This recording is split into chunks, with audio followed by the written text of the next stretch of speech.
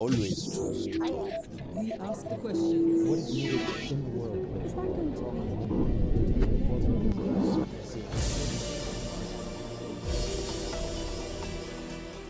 Joining us from Washington, D.C. is John McLaughlin, former acting director of the CIA. He will talk to us on the war in Ukraine, U.S.-Europe relations, and emerging cyber and hybrid threats. Mr. McLaughlin, hello and welcome to the Al Jazeera Balkans channel. Thank you so much for taking time to speak to us. Now, let me start by asking you, recent strikes deep into Russian territory have raised concerns about escalation once again. How do you assess the strategic value of these operations against the risk of provoking a more severe Russian response? Well, it's a difficult question, Haroon, but I think what the United States has authorized the Ukrainians to do now, that is to use American-produced weapons for longer-range strikes on Russia, is probably the right thing to do now. I know that in response, Putin has signed a revision of his nuclear doctrine. If I understand it correctly, the revision indicates that Russia would consider use of some nuclear weapon in the event it receives a conventional attack from a power or originating in a power or connected to a power that is also nuclear. So I think we have to take that seriously. But on the other hand, my estimate would be that Russia is not going to use nuclear weapons. The chances of that happening are not zero, but I think the odds weigh heavily against it. Among the things that would discourage Russian use of nuclear weapons would be their partnership with China, which very much opposes nuclear weapons use and which is very essential to Russia's continued prosecution of the war. They would also be condemned, I think, by India and other countries that at least tolerate what they're doing in Ukraine, if not support it. So, yes, I think it is the right thing to do to give the Ukrainians more freedom of action. And yes, there is an increased risk, but I think the risk is not so great as to advise against what the United States has done. Right. But sir, how sustainable is the current level of Western military support to Ukraine in the long run? And of course, has Russia's aggression on Ukraine strained NATO's / Western resources and tested its resolve? Well, the support for the war has certainly strained the West's capacity to produce sufficient weapons in sufficient number to support the Ukrainians. In the United States, there is a lot of concern now about the state of our industrial defense base. That is to say that it is not geared or appropriately set up to sustain this level of production while also preparing for possibilities elsewhere in the world, in Asia, for example. So yes, there is a concern in the United States about the ability to continue supplying weaponry to Ukraine over the long term. In Europe, I think there's a similar concern. The head of the European Commission, Ursula von der Leyen, has appointed a defense commissioner for the first time in the European Union's history. And my understanding of the role for that person is not so much to organize defense as it is to organize a more efficient way of defense production material, and which in Europe is hampered by the fact that countries produce things that are not always interoperable. They're not always transferable from one country to another. So I think Europe is now at the beginning of trying to produce a more interoperable weaponry.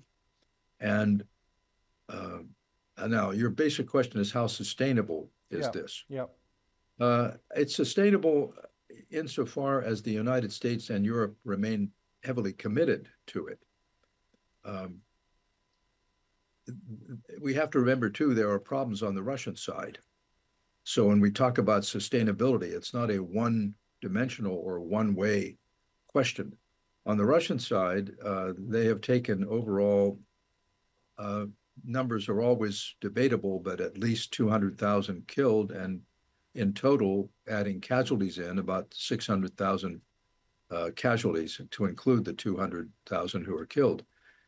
So they're obviously straining their resources to continue their strategy, which relies so heavily on massing infantry troops. The fact that they are now welcoming in what our Pentagon says amounts to 10,000 North Korean troops, pretty good indication of the trouble on their side.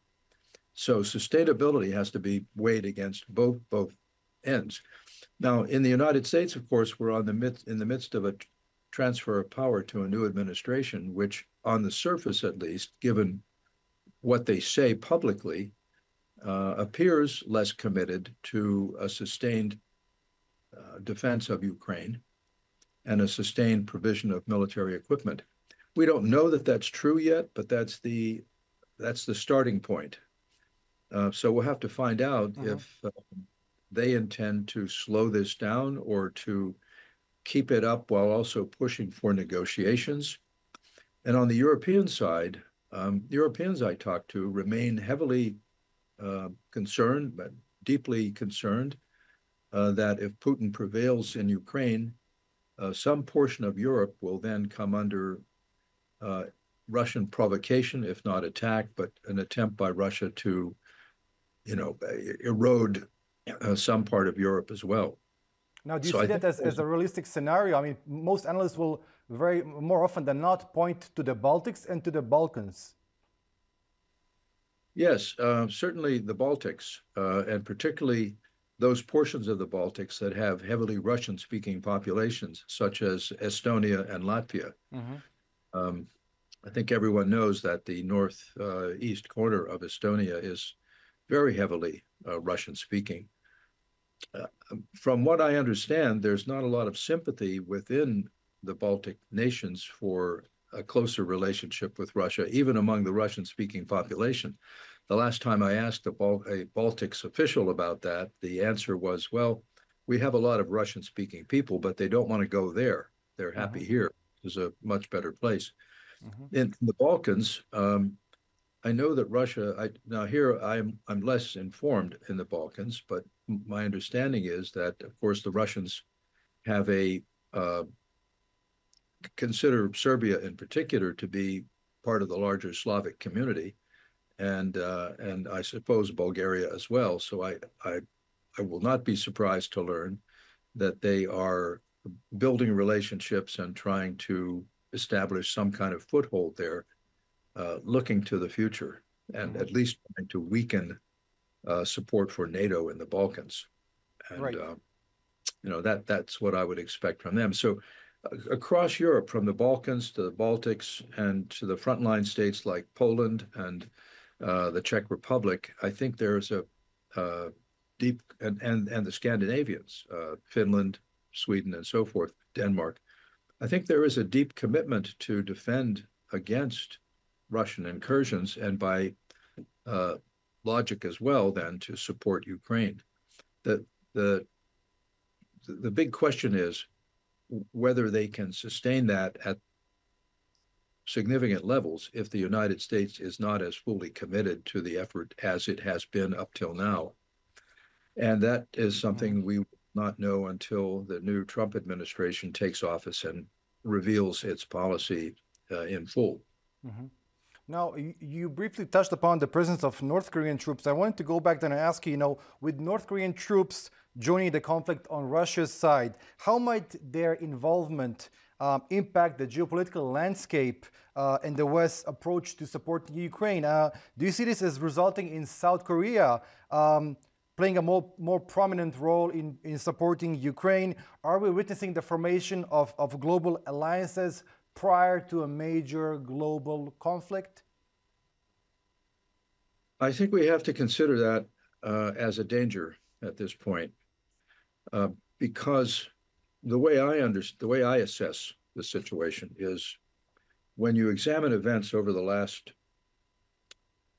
let's say, 5 years, the increasing aggressiveness of Russia, and in the last 3 years, the war in Ukraine, I think is the key driver if you will, for many of the changes we've seen. I think it's fair to say that Russian President Putin would not be spending as much time with North Korea or developing a relationship with Kim Jong-un were it not for Russia's needs in Ukraine. Nor would the relationship have deepened to the extent that it has with Iran. Iran is now committed to building drones inside Russia. That would not be happening without the Ukraine war. And the partnership that we see developing between China and Russia would not be deepening as it is if it were not for the Ukraine war. And these are all the reasons why I think bringing the Ukraine war to some conclusion that is not a win for Russia, that preserves Ukraine's independence and security, is essential to interrupting this trend that you just talked about. The North Korean involvement is extraordinary. This is the first time they've operated outside of the peninsula. It is a great advantage for North Korea in that their troops have not been involved in combat for decades, and therefore they get to experience a modern battlefield. If you are a South Korean, you have to look at this with alarm because there is the ever-present possibility of a conflict with North Korea. And now the experience they're getting in Ukraine, which is the best example we have today of a modern, technologically sophisticated battlefield, would mean that the North Koreans would be in any conflict with South Korea much more sophisticated, capable, aware, and able to match or at least compete with some of the advantages that a developed South Korean military has. One also has to worry about North Korean intentions towards South Korea. A lot of the things that North Korean officials have been saying recently suggest a harder line towards South Korea, which is a movement away from kind of tacit support for increasingly close relations with South Korea, which North Korea has always seen as economically beneficial, not in the interest of surrendering their sovereignty, but in the interest of easing some of the economic problems they have. But that has diminished as a North Korean theme in the event. So yeah, to your point, yes, it's a more dangerous world because of all of these connections. And you talked about the possibility of a global conflict. Probably if one were to happen, it would come upon us too rapidly to foresee and too rapidly to stop. So it's a moment in time where it's extraordinarily important for diplomacy to be active in all of these arenas. Right. I believe in one of your earlier interviews that I came across, you have highlighted the critical role intelligence played in preparing Ukraine for the Russian invasion. How do you see the United States, continuing to leverage intelligence to assist Ukraine as the war evolves? I know though there is talk of the new administration diverging in its policy of supplying Kiev with arms. Do you think that there may also be restrictions when it comes to intelligence sharing with Kiev as well? Again, it depends, I think, on a new administration and what their policy is. I would assume, I would estimate, assess that if a new administration is focused primarily on ending the war through some kind of negotiation and through a slowing of weaponry to Ukraine, that there would also be a slowing of intelligence for targeting. Right. That would be logical, make sense. On the other hand, I would think that intelligence relations would continue between Ukraine and the United States in the event of a movement toward negotiation, because then the intelligence we would be giving to our government in the United States would have to do primarily with our assessment of where the Russians stand on negotiations, what their needs are, what their requirements are to come to a settlement. Mhm. And presumably that type of intelligence would be shared with Ukraine as well. So what we may see with the new administration is a shift away. This is just pure speculation, a shift away from intelligence that relates to targeting and more toward intelligence that relates to understanding the other side's positions in a negotiation and how to deal with them. Right, right. Let's very briefly move on to U.S.-Europe relations. You know, with Germany's Zeitenwende and increased European defense budgets, do you think Europe is finally stepping up, or is the U.S. still carrying the bulk of the burden when it comes to defense of the old continent? Well, in relative terms, I think Europe is stepping up. I don't think you can see it any other way. Now, is it doing everything that we would want? No, but that would be unrealistic. Right. But certainly, at least 8 of the countries in NATO are now, and possibly more, at least 8 are exceeding the NATO requirement for defense spending. This is particularly pronounced in the frontline states, as you know, Baltics and the Scandinavians, and Poland, and even Germany. And by virtue of trying to now coordinate their defense production, now these are all changes from recent years. If you went back a decade or 2 decades, Europe at the European Union level, and particularly from the French, they've always talked about the need for, if not a more independent defense, at least a defense that is strong enough in Europe to either stand on its own or to be a more significant partner for the United States. They've always talked, but in the past, that has remained, frankly, just talk. So now I think the Russian invasion of Ukraine cannot be underestimated in terms of the shock that it presented in Europe. I've been in and out of Europe for decades, paid attention to a lot of European officials and their governments, and I've never seen anything quite as dramatic as the level of alarm that Putin caused by this, because all of a sudden, the notion of a Russian threat was no longer theoretical. And I don't think anyone in Europe expected an attack by Russia on the scale in which it occurred. You know, most countries had condemned the takeover of Crimea, but for the most part had let it happen and stopped objecting. And I think most people assume that, along with the incursions that Russia had underway since 2014 in the eastern part of Ukraine, that was going to be it. So the invasion came as a great shock. And I hear Europeans say to me, there is no longer a debate in Europe about what Putin would do in the event he prevails in Ukraine. There's universal belief that he will threaten in some way some part of Europe. Maybe not a full-scale invasion, but certainly the sort of thing the Russians do well, which is a provocation and a sabotage and such within European countries, particularly those where they have some beachhead through a large Russian-speaking population. Yeah, so this was exactly my next question. You know, over the last 2-3 years, we've seen how hybrid attacks in Europe have skyrocketed, you know, especially in the Baltics and in those, as you call them, frontline states. We've seen cyber attacks, we have seen hoax bomb threats, we have seen power blackouts, we have seen arson attacks, we have seen, drones flying over critical infrastructure sites.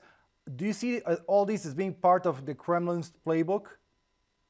Yes, this is what I mean when I say threaten Europe in some way, as opposed, perhaps not through an open invasion like Ukraine, but this is something that Russia, as what I would call a national security state, is very good at and devotes a lot of attention to. uh, this kind of, let's call it provocation. That's a term from the Cold War, but it still applies to all of these new technologies like cyber and use artificial intelligence to create deep fakes and to stir opposition, stir trouble in various countries as a way of preparing the way for something along the lines of what we saw in Crimea. One of the things I've heard from Baltic leaders is that their conclusion from looking at Crimea is that we cannot allow a situation of ambiguity to develop with Russia. In other words, if you recall Crimea, for a long time, it was not clear who was operating in the streets of Sevastopol and so forth, and the so-called Little Green Men. Little Green Men, right. Eventually, it became clear, and eventually Putin acknowledged that these were Russian security officials. But at the beginning, there was enough confusion that no one quite knew what to do about it. So I think the frontline states, again, to use that term, have internalized the idea that we can't allow that kind of ambiguity to develop. So I would expect that these countries, and European countries in general, are now much more attuned to the more subtle ways in which Russia could seek to provoke dissatisfaction and in their countries as a precursor to a more active involvement. Mm-hmm. And let me just ask you before we end, there have been numerous speculations on the relationship between Moscow and Peking. Some have called them allies, some have called them, they talk about having a limitless relationship, no boundaries. Do you see these two as being frenemies? Yes, I think that's a good, that's as good a term as any. Mm-hmm. I don't think that there's any great love lost between the two of them, but this is a classic case of looking back to all the way back to Lord Palmerston, who said the only things that matter are your country's interests. This is a case of each country having an interest in using the other for a common purpose. And in this case, the common purpose is to offset the influence role of the United States and the West generally. And they share that. The problem is, I think, for them, the tension in that relationship, and as you've termed it, frenemies, the tension in that relationship is that Russia really is the junior partner, mm-hmm. and China has much broader interests that they have to balance. On the one hand, yes, it pleases China, I'm sure, to have Russia distracting the United States while China tries to figure out, for example, what it's going to do about Taiwan. Mm-hmm, mm-hmm. At the same time, China has, as you know, from the Balkans region and from Europe generally, China has deep economic relationships that really matter to Beijing in mm-hmm. Europe and very much so, and in the United States. So it wants to keep those while not offending Europe and the United States so much that it begins to lose those relationships. And so that Russia and China don't overlap totally. Mm-hmm. Also, I think China probably does not like the idea that the North Koreans are now consorting so closely with Russia, because mm-hmm. China has always felt that the North Koreans are their clients, their partners, and China has always worried about maintaining the status quo on the Korean Peninsula. In other words, it works for China to have a divided peninsula, to have some level of tension there, but not ever to have it burst into war or some mm-hmm. kind of instability like that. So there are a lot of things that don't align between Russia and China. That said, it's also very important to Russia that China is supporting it rhetorically, and also from what our government is saying, what the Biden administration is saying, China is also supporting Russia with, if not weaponry itself, but with components, electronics, and so forth. Mm-hmm. Right. I'm afraid we'll have to end here, sir. John McLaughlin, it was such a pleasure speaking to you. Thank you so much once again for your time. My pleasure, Haroon. We ask the questions. What is needed in the world?